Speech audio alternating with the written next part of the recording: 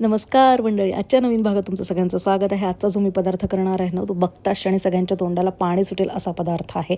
आणि तो अगदी लहान मुलांपासून तो मोठ्या माणसांपर्यंत सगळ्यांना आवडतो. घरोघरी त्याची डिमांड अधूनमधून होतच असते. छोट्या छोट्या आपण वाढदिवसांच्या पार्टीला, छोट्या छोट्या गेट टुगेदरसाठी हा पदार्थ आवर्जून केला जातो आणि तो खावासा वाटतो. तर आज आपण केलेली आहे झणझणीत चमचमीत असा मस्त मेनू, पुरी आणि भाजी. तर खास ही भंडाऱ्यामध्ये प्रसादामध्ये जशी भाजी केली जाते तशी आपण करणार आहे. तेलाची फोडणी द्यायची, जिरं मोहरी हिंग घालायचं आहे. त्याच्यामध्ये चिरलेला लसूण, कांदा, टोमॅटो असं चिरलेलं घालायचं आहे आणि मिरची, आलं आणि कढीपत्त्याचं छोटंसं वाटण घालायचं आहे. त्याबरोबरच कोरडे मसाल्यांमध्ये हळद, तिखट, काश्मीरी लाल तिखट घालायचं आहे आणि घरी केलेला मी गोडा मसाला वापरलेला आहे, ज्याच्यामुळे या भाजीला अतिशय अप्रतिम स्वाद आलेला आहे.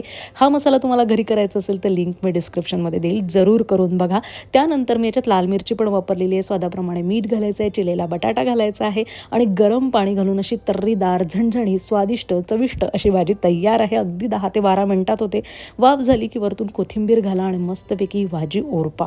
कशासोबत? तर ब्रेड घ्या, पराठा घ्या, पुरी घ्या, भात घ्या, काहीही करा, पण नक्की या पद्धतीने ही भाजी जरूर करून बघा. आणि आजचा मेनू खास होता, त्याच्यामुळे मी पुऱ्या केलेल्या आहेत. भाजी चिरायच्या आधीच पीठ मळून ठेवलेलं होतं. त्याच्यामध्ये कणिक, थोडासा रवा, मीठ आणि तेल घालून घट्ट पीठ मळून घेतलं आणि त्याच्या पुऱ्या लाटून घेतलेल्या आहे. थोड्या लांबट, थोड्या गोल, अशा वेगवेगळ्या आकाराच्या पण मी करून बघितल्या आहेत. पण अशा छान टम्म फुगलेल्या पुऱ्या आणि ही तर्रीदार रस्सेवाली चमचमीत भाजी, हा एकदम मस्त मेनू तयार झालेला आहे. तर रोजच्या त्याच भाज्या, तेच मेनू आणि तेच प्रकार खाऊन कंटाळा आला असेल तर या पद्धतीने हा मेनू करून बघा, ही भाजी करून बघा आणि नक्कीच ती तुम्हाला आवडणार आहे, मला माहिती आहे. त्यामुळे व्हिडिओला लाईक करायला आधी विसरू नका.